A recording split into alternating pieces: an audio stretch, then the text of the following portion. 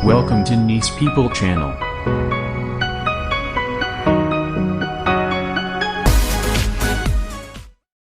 Siapa itu Xi Jinping yang biasa disebut Big Daddy Xi? Kita semua pasti sudah tahu bahwa kekuasaan Xi Jinping lebih sakti dari Mao Zedong karena Xi Jinping presiden Cina seumur hidup. PKC, Partai Komunis Cina, adalah penguasa tunggal pemerintahan. Negara ini hanya punya satu partai, yaitu PKC, Partai Komunis Cina. Anggotanya lebih dari 100 juta orang yang mengendalikan 1,4 miliar penduduk Cina. 60% adalah sarjana S2, pintar-pintar dan membangun karirnya semua dari bawah, tidak terkecuali Xi Jinping. Tahun 1973 berempat dia mendaftar sebagai anggota Partai Komunis Cina. Dan hingga saat ini keempatnya masih bersahabat dan posisinya semua adalah di Politbiro, lembaga tertinggi di Partai Komunis Cina. Xi merupakan pendukung Deng Xiaoping di masa krisis, yaitu di tahun 1989 pada saat peristiwa Tiananmen terjadi. Kebijakan obor One Belt One Road 2013 adalah karya Xi Jinping. Dia ingin mengikat dunia ke satu arah, semua ke arah Beijing. Dan ketika dia menjabat sebagai ketua Partai Komunis Cina, hingga saat ini dia sudah menghukum lebih 1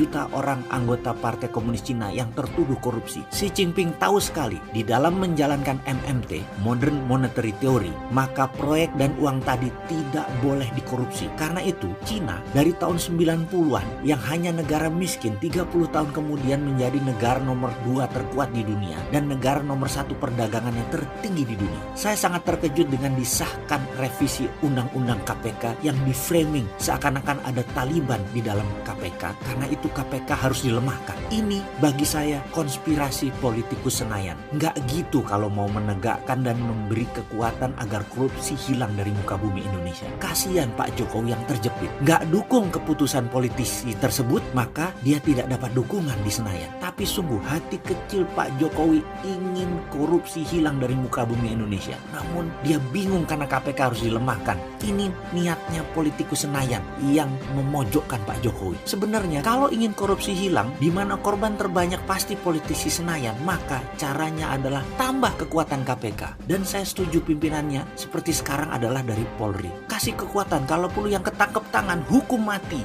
Tapi usia KPK jangan sampai panjang, hanya 10 tahun saja, hanya sampai tahun 2029. Kita tiru Xi Jinping, tebas 1 juta koruptor boleh, tapi jangan ikut obor Cina. Emang kita nggak ada nyali apa cetak uang seperti Cina? Emang kita takut sama IMF? Kan Indonesia katanya berdaulat. Ayo kita mulai lobby Amerika. Sekali lagi tentang korupsi, KPK itu di ad hoc-kan saja 10 tahun saja. Setelah itu kembalikan ke Bareskrim. Tak perlu ada 2 lembaga bersihkan korupsi. Tapi sekarang selama 10 tahun KPK dikuatkan. Tujuannya adalah koruptor hukuman mati. Jadi kita leluasa printing money. Gitu baru Indonesia jadi berdaulat, bebas korupsi dan proyek semua jalan.